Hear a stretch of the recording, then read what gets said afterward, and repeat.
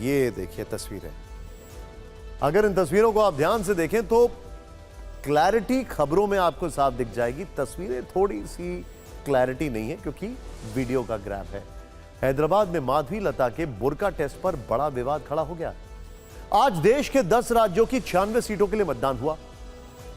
इस दौरान तेलंगाना में हैदराबाद से बीजेपी उम्मीदवार माधवी लता का एक वीडियो सोशल मीडिया पर जमकर वायरल हुआ। वो वीडियो इस वक्त आपकी टीवी स्क्रीन पर है। ये देखिए, माधवी लता हैदराबाद से AIMIM प्रमुख असदुद्दीन ओवैसी के खिलाफ मैदान में है। सोमवार को अपना वोट डालने के बाद वो हैदराबाद के आजमपुर में पोलिंग बूथ नंबर 122 पर पहुंची। यहां उन्होंने मतदान के लिए बैठी मुस्लिम महिलाओं का वोटर ID चेक किया। यहां तक कि उनके चेहरे पर ढका बुर्का उठवाकर वोटर ID कार्ड के फोटो से उसका मिलान किया। इसके बाद माधवी लता ने वोटिंग में गड़बड़ी का आरोप लगाया, चुनाव ड्यूटी में लगे कर्मचारियों के साथ बहस की और उन्हें धमकाने की कोशिश भी की। माधवी लता ने जो किया वो कुछ बड़े सवाल खड़ा करता है, जैसे क्या किसी प्रत्याशी को वोटर का ID कार्ड चेक करने का अधिकार है? क्या माधवी लता को बुर्का हटवाकर वोटर की पहचान करने का अधिकार है? क्या पोलिंग बूथ के अंदर वोटिंग के बीच माधवी लता ने जो किया वो कानून के खिलाफ नहीं? अब माधवी लता का बुर्का टेस्ट वाला बूथ मैनेजमेंट पहले देखिए।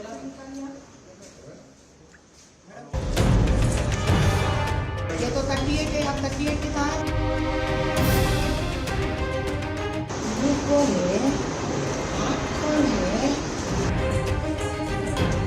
आजमपुर में पोलिंग बूथ नंबर 122 के बाहर लगी कतार से ही माधवी लता ने वोटरों की पहचान करना शुरू कर दिया।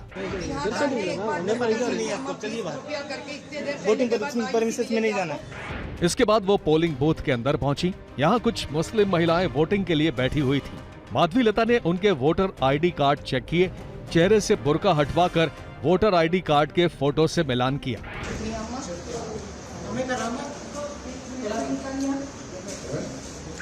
ये तो 38 है, अब 38 के कहाँ है? उठाइए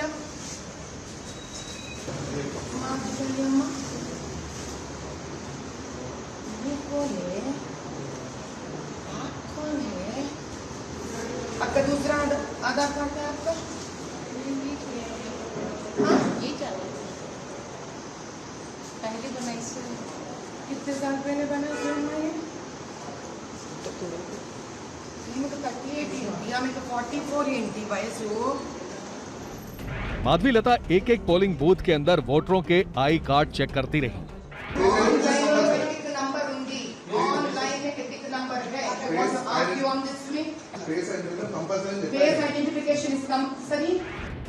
माधवी लता ने पोलिंग बूथ पर वोटिंग में गड़बड़ी का आरोप लगाया और चुनाव कर्मचारियों के साथ बहस की। उन्हें शिकायत की धमकी दी।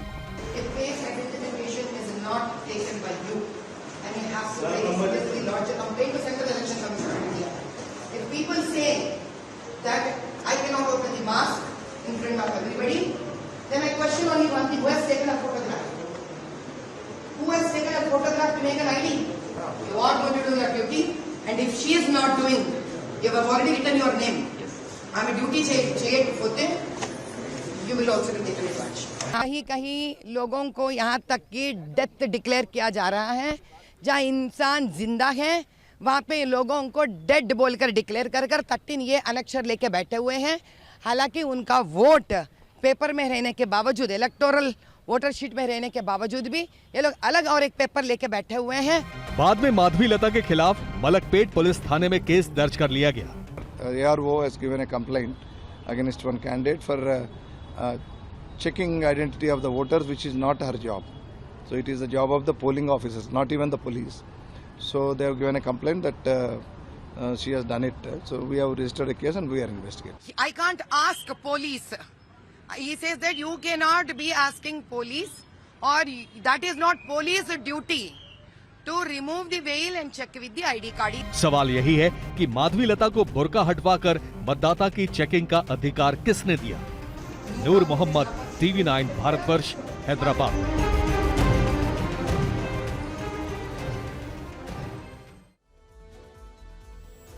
माधवी लता ने हैदराबाद में वोटिंग के बीच कई मतदान केंद्रों का अचानक दौरा किया। हर जगह वो मतदाताओं की पहचान करती दिखी। पुलिसकर्मियों और चुनाव ड्यूटी में लगे कर्मचारियों से बहस करती दिखी। माधवी लता ने एक चुनाव अधिकारी का नाम लेकर शिकायत दर्ज करने की खुली धमकी दी। See, I'm not going to leave Mr. Vikas Raj. I'm going to file a case on this. Azampur के बाद माधवी लता हैदराबाद के नामापल्ली पोलिंग बूथ पर पहुंची। यहाँ भी उन्हें वोटिंग में गड़बड़ी दिखी और कर्मचारियों के साथ बहस की। नहीं हुआ अम्मा, नहीं हुआ। इस पे बहस करेंगे या मैं कंप्लेंट लॉन्च करूँ? दूसरा चारा ही नहीं इसके ऊपर, दूसरा चारा ही नहीं है इसके ऊपर। माधवी लता चुनावी ड्यूटी में लगे कर्मचारियों से उलझ रही थी और पोलिंग बूथ पर मतदाताओं को निर्देश दे रही थी। Mobile number, type the epic number. तभी अगर आपका वोट अंदर नहीं दिखता है तो बाहर आइए, मोबाइल उठाइए, आपका एपिक नंबर टाइप करिए तो शायद कोई दूसरे बूथ में डाल दिए होंगे आपका, वहाँ पर बूथ नंबर दिखेगा। माधवी लता ने चुनाव अधिकारी को केस करने की धमकी दी। अब आप देख लीजिए, जिस तरह से देवेंद्र प्रजापति डिलीट उन लोगों ने, देख लीजिए देवेंद्र प्रजापति डिलीटेड है इनका यहाँ पर। ये कर रहे विकास राज जी, जो डिलीटेड बोले ना विकास राज जी, जो चीफ इलेक्शन ऑफिसर है, ये गफला है। I'm not going to leave Mr. Vikas Raj. I'm going to file a case on it. Madhavi लता का आरोप है कि AIMIM के कार्यकर्ताओं ने उनकी कार पर हमले की कोशिश की।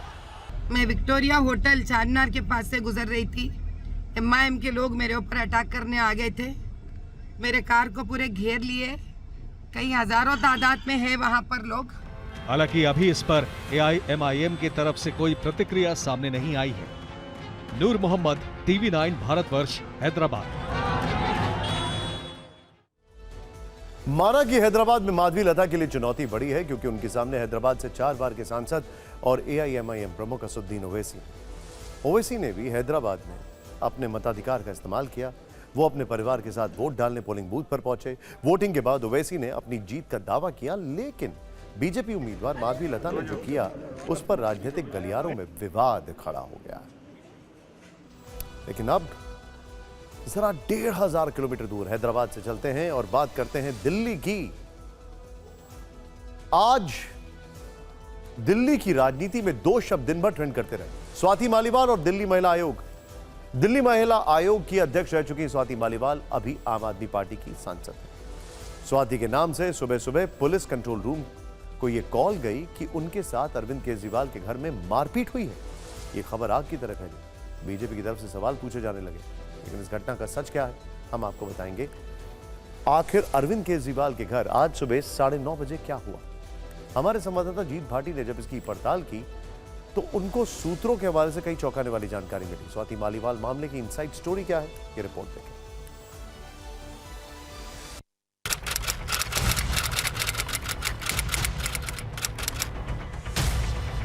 यही वो वक्त था जब आम आदमी पार्टी की राज्यसभा सांसद स्वाति मालीवाल दिल्ली के सीएम अरविंद केजरीवाल के घर पहुंची। मुख्यमंत्री से मिलने वो एक निजी टैक्सी से उनके आवास पर पहुंची। सूत्रों के मुताबिक वहां तैनात सुरक्षा कर्मियों ने स्वाति मालीवाल से अपॉइंटमेंट के बारे में पूछा, लेकिन उनके पास अपॉइंटमेंट नहीं था। ऐसे में उनको अंदर जाने से रोक दिया गया, लेकिन वो मुलाकात के लिए जिद पर अड़ गई। सूत्रों के मुताबिक तब गेट पे मौजूद सिक्योरिटी ने अंदर बात की और बताया गया कि अभी नहीं मिल सकते। कहा जा रहा है कि इसके बाद सुरक्षा कर्मियों और स्वाति मालीवाल के बीच तीखी बहस हुई। सूत्र बताते हैं कि सिक्योरिटी ने जब उनको अंदर नहीं जाने दिया तो उन्होंने केजरीवाल के निजी सचिव विभव कुमार को वहीं से फोन मिलाया और सीएम से मिलवाने के लिए कहा। सूत्रों के मुताबिक विभव कुमार ने भी स्वाति मालीवाल से अपॉइंटमेंट लेकर मिलने के लिए आने को कहा। कहा जा रहा है कि इसी के बाद स्वाति मालीवाल भड़क गई। उनको लगा कि ऐसे कैसे पार्टी के सांसद को मिलने से रोका जा सकता है। खबर है कि इसी गुस्से में उन्होंने पीसीआर पर 2 बार फोन कॉल किया। स्वाति मालीवाल ने पीसीआर को ये कॉल सुबह 9:34 पर की। अब आपके मन में ये सवाल होगा कि पुलिस को 2 बार फोन क्यों किया गया, तो उसके लिए आप पुलिस की डेली डायरी में दर्ज इन लाइनों पर गौर कीजिए। पहले लिखा है, लेडी कॉलर बोल रही है कि मैं अभी सीएम के घर पर हूं। उन्होंने अपने पीए विभव कुमार के साथ बुरी तरह मारपीट की है। पता सीएम हाउस, सिविल लाइंस। इसके बाद दोबारा फोन करके सूचना दुरुस्त कराई गई। इसके बाद डायरी में यह लिखा है, लेडी कॉलर बोल रही है कि मैं अभी सीएम के घर पर हूं। उन्होंने अपने पीए विभव कुमार से मुझे बुरी तरह पिटवाया है। ध्यान दीजिए, पहली कॉल में पीए की पिटाई की बात है, जबकि दूसरी कॉल में खुद की पिटाई का जिक्र है। सूचना मिलते ही दिल्ली पुलिस की टीम अरविंद केजरीवाल के आवास पहुंची, लेकिन स्वाति मालीवाल वहां नहीं मिली। बताया जा रहा है कि पुलिस के आने से पहले ही स्वाति मालीवाल सिविल लाइंस थाने पहुंच गई। सूत्रों के मुताबिक एसएचओ ने स्वाति मालीवाल से मेडिकल कराने के लिए कहा, लेकिन वो तैयार नहीं हुई। फिर उनसे एसएचओ ने लिखित शिकायत देने के लिए कहा, लेकिन स्वाति मालीवाल ने कहा कि वो बाद में आकर लिखित शिकायत देंगी। सुबह 9:34 बजे के आसपास एक पीसीआर कॉल आई थी, जिसमें लेडी कॉलर ने कहा था कि उनके साथ सीएम हाउस के अंदर मारपिटाई हुई है। इसके बाद लोकल पुलिस ने इस कॉल पर रेस्पॉन्ड किया। कुछ देर एमपी मैडम स्वाति मालीवाल जी पुलिस स्टेशन सिविल लाइंस आई, जहां से वो बिना कंप्लेंट दिए चली गई। इस मामले में राष्ट्रीय महिला आयोग ने संज्ञान लेते हुए दिल्ली पुलिस से एक्शन टेकन रिपोर्ट मांगी है। राष्ट्रीय महिला आयोग मामले की जांच के लिए एक टीम भी भेजेगी। हालांकि इस मामले में आम आदमी पार्टी ने अभी तक कोई बयान नहीं दिया, लेकिन आज शाम जब पार्टी ने पंजाब के लिए स्टार प्रचारकों की सूची जारी की तो उसमें स्वाति मालीवाल का नाम नहीं था, जबकि 4 मई को दिल्ली के लिए जारी स्टार प्रचारकों में उनका नाम 16वें नंबर पर शामिल था। गौर करने वाली बात यह है कि इस लिस्ट में वो सारे नाम हैं जो दिल्ली में स्टार प्रचारक हैं, बस स्वाति मालीवाल का नाम हटा दिया गया है। हालांकि इस मामले में अब तक लिखित शिकायत दर्ज नहीं हुई है, लेकिन बीजेपी में स्वाति मालीवाल को मुद्दा बना लिया है। बीजेपी नेता अरविंद केजरीवाल से सवाल पूछ रहे हैं कि पिटाई किसने करवाई।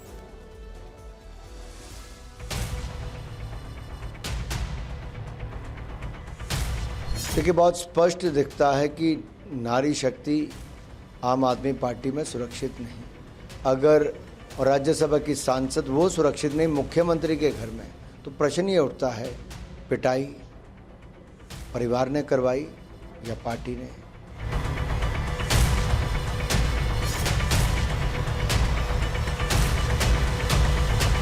अरविंद केजरीवाल जी की मौजूदगी में उनके उकसाने पर उनके ओएसडी ने स्वाति मालीवाल जी पर हाथ उठाया है। इसमें जवाबदेही बनती है माननीय मुख्यमंत्री अरविंद केजरीवाल जी की कि अगर उन्हीं की पार्टी की एक महिला सांसद, एक महिला कार्यकर्ता उन्हीं की मौजूदगी में उन्हीं के घर पर सुरक्षित नहीं है, तो दिल्ली की बेटियां, दिल्ली की नारियां कैसे सुरक्षित हैं। लेकिन अब आपको लेकर चलते हैं रायबरेली, जहां आज कुछ एकदम अलग हो गया। ध्यान से देखिएगा, और ये तस्वीर बहुत कुछ है, बहुत कुछ बोल रही है तस्वीर। ध्यान से देखिएगा इस तस्वीर को, क्योंकि यहां पर किस तरीके से प्रियंका ने पॉइंट करके कहा कि उनके सवाल का पहले जवाब दीजिए। राहुल गांधी नॉमिनेशन फाइल करने के बाद आज पहली बार चुनाव प्रचार के लिए पहुंचे थे। राहुल गांधी ने रायबरेली के महाराजगंज में बड़ी रैली की। राहुल ने इस रैली में रायबरेली से परिवार के पुराने रिश्ते को याद किया। रायबरेली से दादी इंदिरा गांधी और मां सोनिया गांधी के जुड़ाव की बात की। उन्होंने कहा कि रायबरेली उनकी दोनों माताओं की कर्मभूमि रही है। लेकिन राहुल गांधी की जिस बात की चर्चा आज सबसे ज्यादा हुई, जो बात दिन भर सोशल मीडिया में ट्रेंडिंग रही, वो उनकी निजी जिंदगी से जुड़ी है। सवाल यह है कि राहुल गांधी शादी कब करेंगे। यही सवाल आज रायबरेली की जनता ने राहुल गांधी से पूछ लिया। राहुल ने क्या जवाब दिया, आप ये रिपोर्ट देखें। सवाल क्या है भाई? क्या सवाल है? क्या सवाल है? अब जल्दी करनी पड़ेगी। ना करते आखिरकार राहुल गांधी मान ही गए। चुनावी रैली में सवाल बहुत पर्सनल था। रायबरेली की रैली में आई भीड़ में से कहीं से आवाज आई, राहुल जी शादी कब करोगे? राहुल गांधी ने इसी प्रश्न का जवाब दिया। क्या सवाल है? क्या सवाल है? अब जल्दी करनी पड़ेगी। शादी कब होगी? राहुल ने इसका छोटा सा जवाब दिया, अब जल्द ही करनी पड़ेगी। यह सुनकर पास में खड़ी प्रियंका गांधी हंस पड़ी। मंच पर दूसरे नेता भी ठहाके लगाने लगे। रायबरेली सीट से कांग्रेस के उम्मीदवार राहुल गांधी पहली बार प्रचार के लिए क्षेत्र में आए थे। राहुल गांधी की बड़ी रैली हुई। भाषण के आखिर में राहुल ने बहन प्रियंका को थैंक यू बोला और फिर प्रियंका गांधी से हंसी मजाक करने लगे। और एक और बात जो मुझे कहनी पड़ेगी, मेरी जो बहन है, कहां गई? इधर आओ, इधर आओ, इधर आओ।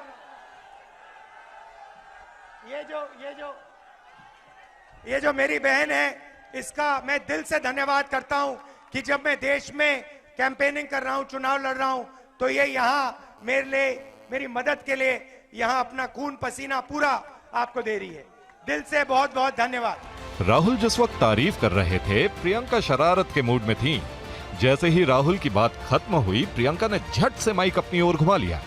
भीड़ की तरफ से उछाले गए जिस सवाल को राहुल ने नजरअंदाज किया, प्रियंका गांधी उसी सवाल पर राहुल को खींच लाई।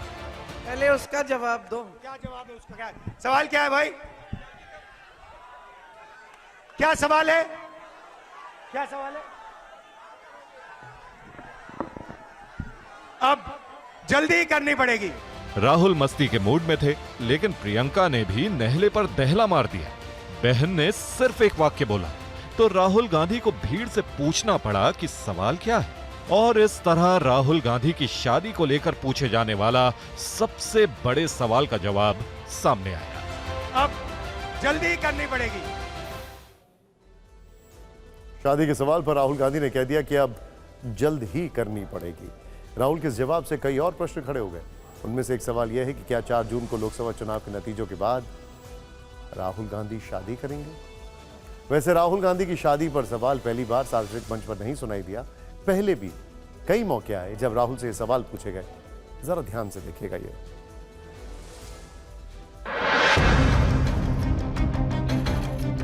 ज्यादा पुरानी बात नहीं है। ऐसे ही एक राजनीतिक कार्यक्रम में आरजेडी अध्यक्ष लालू प्रसाद यादव ने मीडिया के कैमरों के सामने राहुल गांधी के दुल्हा बनने और उनकी बारात को लेकर एक बात कही थी। बात तो हम लोग का सलाह माने नहीं, दिया नहीं किया, शादी कर लेना चाहिए था। और अभी भी समय गया, बीता नहीं है। शादी करिए और हम लोग बाराती चले और शादी करिए, बात मानिए। आपकी मम्मी हमको बोलती एकदम पक्का करना पड़ेगा। लालू यादव बोल रहे थे, राहुल शादी की बातें सुनकर मुस्कुरा रहे थे। वो सिर्फ इतना बोले कि अब आपने बोल दिया है तो शादी हो जाएगी। वैसे शादी का ये सवाल राहुल का पीछा नहीं छोड़ता। इसी साल जनवरी में भारत जोड़ो न्याय यात्रा के दौरान बिहार के कटिहार में 6 साल के बच्चे ने राहुल से ये सवाल पूछ लिया। सवाल सिर्फ शादी की तारीख का नहीं है। पिछले साल अक्टूबर में राहुल गांधी जयपुर के महारानी कॉलेज की छात्राओं से मिले थे। इस दौरान एक लड़की ने ऐसा सवाल पूछ लिया जिसे सुनकर राहुल शर्मा गए। आपकी कॉलेज क्रश का नाम? स्मार्ट हो तो आपने अपने शादी का भी सोचा? क्योंकि मैं मतलब अपने काम में और कांग्रेस पार्टी में बिल्कुल मतलब उलझ गया हूँ। वैसे लोग शादी का सवाल सिर्फ राहुल से नहीं, उनकी मां सोनिया गांधी से भी पूछते रहते हैं। पिछले साल जुलाई की बात है, हरियाणा के सोनीपत की कुछ महिलाएं सोनिया गांधी के घर आई थीं। तो एक महिला ने राहुल की शादी का सवाल सीधे सोनिया गांधी से पूछ लिया। शादी कर रखे राहुल की? आप लड़की ढूंढ लो ना, हो जाएगी। रायबरेली में राहुल गांधी की शादी को लेकर ठाके लगे तो बिहार और आंध्र प्रदेश से चुनावी माहौल के बीच नेताओं के वीआईपी कल्चर और गुस्से की 2 तस्वीरें सामने आई हैं। बड़ी हैरान करती हैं। पटना में लालू यादव के बड़े बेटे तेज प्रताप यादव को इतना गुस्सा आया कि उन्होंने अपने ही समर्थक को जमकर धक्का दे दिया, जबकि गुंटूर में वाईएसआर कांग्रेस के विधायक शिव कुमार ने वोटर पर हमला बोल दिया। ये दोनों तस्वीरें आपके सामने, जरा ध्यान से देखिए। इन दोनों घटनाओं के पीछे की कहानी क्या है, क्यों इन नेताओं ने ऐसा किया, पहले आपको पटना की वीडियो रिपोर्ट देखनी चाहिए।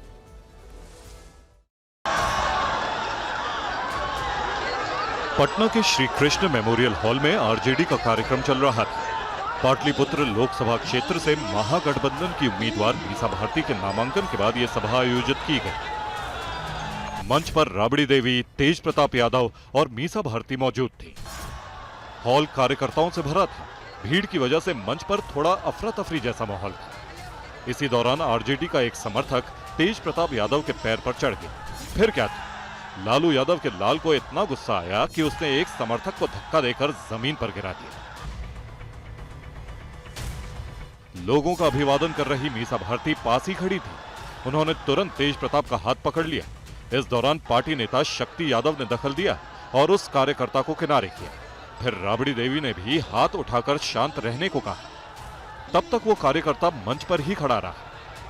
कार्यकर्ता को मंच पर देखकर तेज प्रताप फिर भड़क गए। उसकी तरफ बढ़े और उससे गुस्से में बात करने लगे। ऐसा लगा जैसे समर्थक कुछ सफाई दे रहा हो। इसके बाद राबड़ी देवी और मीसा भारती ने दोबारा तेज प्रताप को समझाने की कोशिश की। राबड़ी देवी ने उस कार्यकर्ता से भी बात की। तेज प्रताप के चेहरे से गुस्सा साफ झलक रहा था।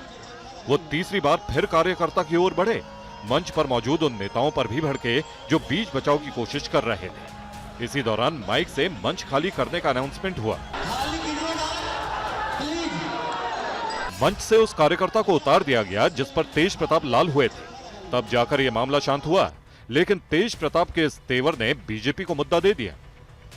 भारतीय जनता युवा मोर्चा ने इस वीडियो को पोस्ट करते हुए लिखा, जब परिवारवाद का ज्यादा फायदा आपका छोटा भाई आपको किनारे लगा के ले जाए तो क्रोध आ ही जाता है। बिहार में जंगल राज के बड़े वाले युवराज अपनी पार्टी का असली गुंडा चरित्र दिखलाते हुए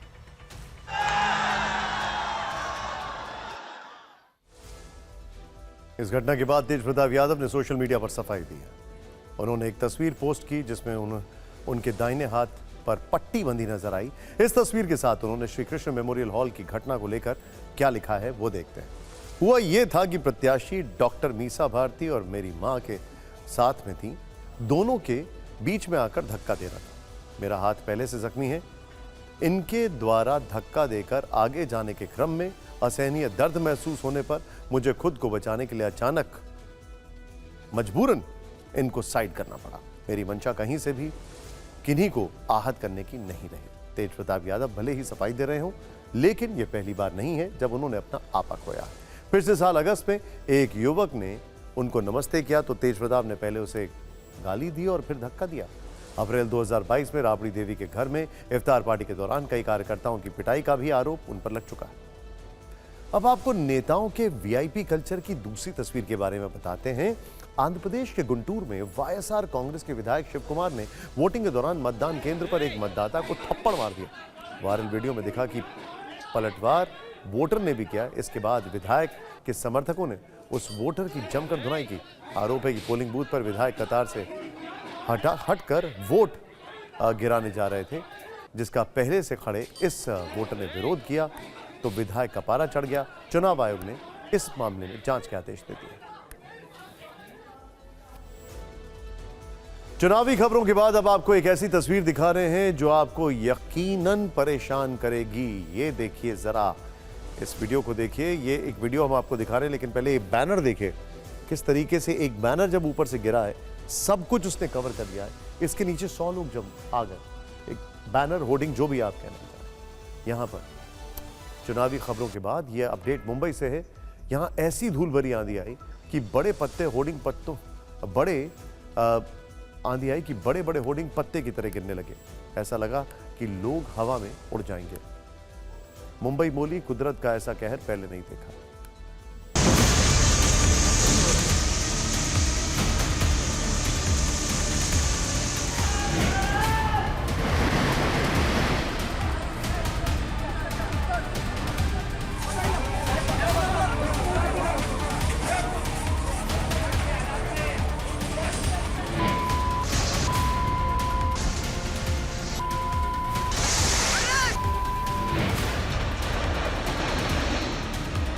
टावर देखो, इनके लापरवाही का नतीजा।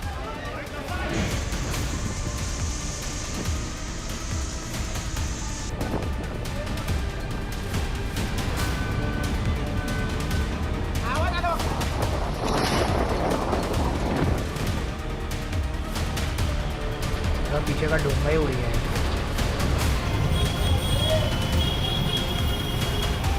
कल भी टुवर्ड्स आफ्टरनून और इवनिंग इसकी एक हल्के से संभावना है। Light to moderate rain accompanied with thunderstorm and gusty winds.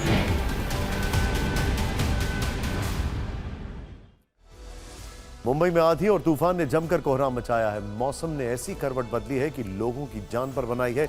कई जगह लोहे के बड़े बड़े टावर गिर गए तो घाटकोपर में पेट्रोल पंप पर गिरे बिलबोर्ड से 8 लोगों की मौत हो गई है। मौसम विभाग ने आंधी तूफान का अलर्ट जारी किया था, लेकिन यह अंदाजा नहीं था कि शहर में तूफान इस कदर तबाही मचा देगा।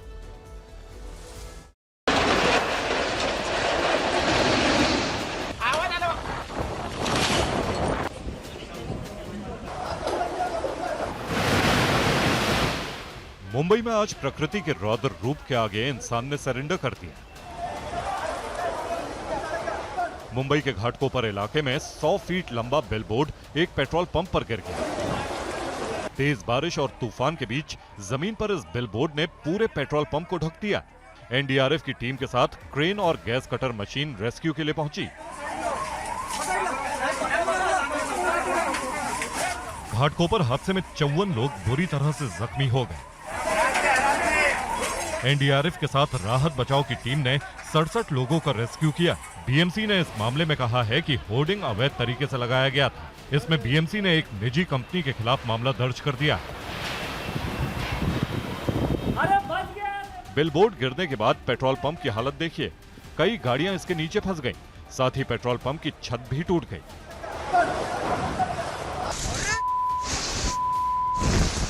अब ये दूसरा वीडियो देखिए। तेज बारिश और तूफान के आगे भारी भरकम लोहे के टावर ने भी सरेंडर कर दिया। आसमान में धुंध छाई थी, जमीन पर गाड़ियां दौड़ रही थी और ये टावर जमींदोज हो गया। कौन आया यार उसके नीचे? क्या बना है भाई? क्या टाइम पे बना है? देखो ये सीजी टावर है, इनके ऊपर केस होना चाहिए। मुंबई में कुदरत के कहर की तीसरी तस्वीर देखिए। आसमान में बादल गरज रहे थे और ये लोहे का स्ट्रक्चर भी अपने पैरों पर नहीं टिक सका। लोहे का ये टावर भी सिर्फ 4 सेकंड में जमींदोज हो गया। इस टावर के गिरने के बाद लोगों में काफी नाराजगी देखने को मिली।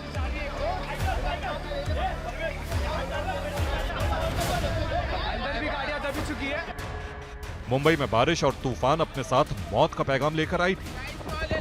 सड़क के किनारे यहां बच्चों के साथ कुछ लोग खड़े थे।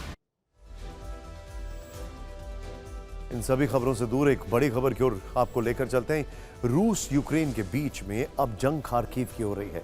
खार्किव, जिसे सिलिकॉन वैली ऑफ यूक्रेन कहते हैं, खार्किव वो जगह है जहां से भारत ने अपने लोगों को इवैक्यूएट कराया था। खार्किव वो जगह है जहां से बेलग्रोड, रशिया के बेलग्रोड पर अटैक हो रहा है।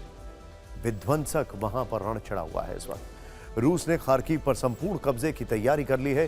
खार्किव में रूसी आर्मी और यूक्रेनी सेना के बीच भीषण जंग चल रही है। खार्किव यूक्रेन का दूसरा सबसे बड़ा शहर है, जो सिलिकॉन वैली ऑफ यूक्रेन या यूक्रेन के टेक हब के तौर पर मशहूर था। अब पुतिन ने इस शहर पर कब्जे का ऑपरेशन शुरू कर दिया।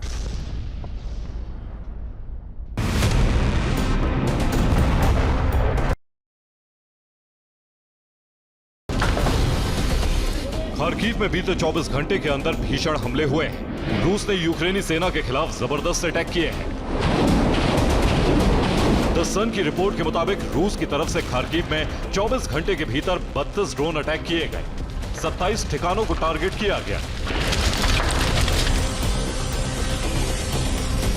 खार्किव के करीब 22 इलाकों में रूस यूक्रेन के बीच ऑल आउट वॉर चल रही है। यहां यूक्रेनी सैनिक रूसी हमलों से घिर चुके हैं। नॉन स्टॉप रूसी बमबारी के बीच यूक्रेनी सैनिक फंसे हुए हैं। वोवचांस्क के जंगलों में आमने सामने की जंग चल रही।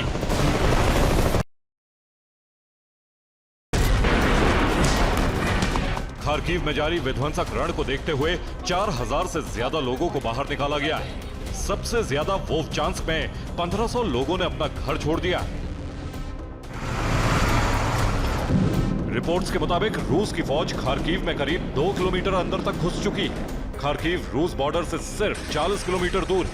अगर रशियन आर्मी का खार्किव पर कब्जा हो गया तो उसकी कीव तक पहुंचने की राह बेहद आसान हो जाएगी।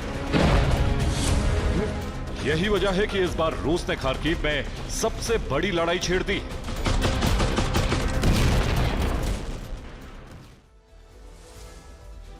खार्किव में पुतिन के बारूदी शोले बरस रहे हैं तो राफा नेतन्याहू के बदले की आग में चल रहा है। राफा में इजराइल की सेना काफी अंदर तक घुस चुकी है और यहां से हमारे पास एक बड़ी खबर है कि राफा में ग्राउंड ऑपरेशन के लिए सीक्रेट तरीके से अमेरिका मदद कर रहा है। हम आपको यह दावा दिखाएंगे, लेकिन ध्यान रखिएगा कि 4 दिन पहले ही बाइडेन ने इजराइल को बमों की सप्लाई रोकी थी, क्योंकि इसका इस्तेमाल राफा पर अटैक के लिए हो सकता था।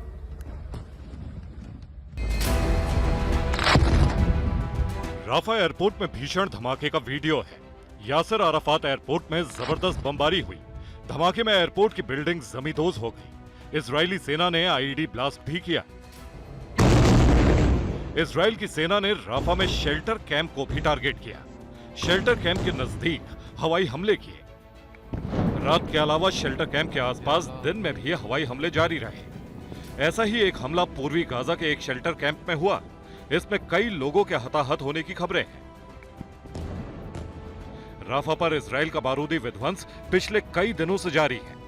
आईडीएफ के ग्राउंड ऑपरेशन के बीच लाखों आम फिलिस्तीनी जिंदगी भी जंग लड़ रहे हैं। कहा जा रहा है कि 5 दिन में ही 3,60,000 लोगों ने राफा छोड़ दिया है।